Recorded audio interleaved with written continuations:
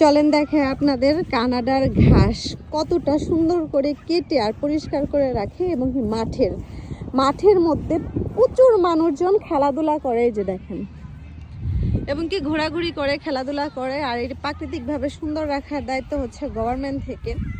এই এরিয়াটুক যারা আছে যে পরিষ্কার করে রাখবে তারাই কিন্তু মাসে বা সপ্তাহে বা ইচ্ছে মতো পরিষ্কার করে, এবং কি ঘাসগুলো দেখেন কত সুন্দর করে কেটে পরিষ্কার করে রাখে। আর পাশাপাশি আরেকটা জিনিস দেখাই, এই দেখেন এখানটায় ঘাস নেই তাই না, তারপরেও কিন্তু এখানটা দেখেন একদম সুন্দর ছোট ছোট স্টোন মানে পাথরগুলো দিয়ে এইটুক কিন্তু ডিজাইন করে একদম সুন্দর করে রেখেছে, জাস্ট চোখ দিয়ে দেখতেও যাতে সুন্দর লাগে।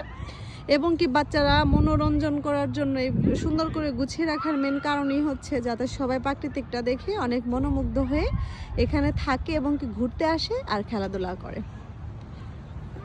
দেখেছেন ঘাসগুলো কত সুন্দর করে কেটে ছোট ছোট করে পরিষ্কার করে রেখেছে, এবং কি কোথাও থেকে এই ঘাসগুলো যদি উঠে যায় সেটা ফ্ল্যাপও করে কোনো না কোনোভাবে। আর এখানে কেউ কোনো ক্ষতি করে না, সবাই যত্ন করে রাখে। অনেক ভিডিওতে কথা বলি, বাই।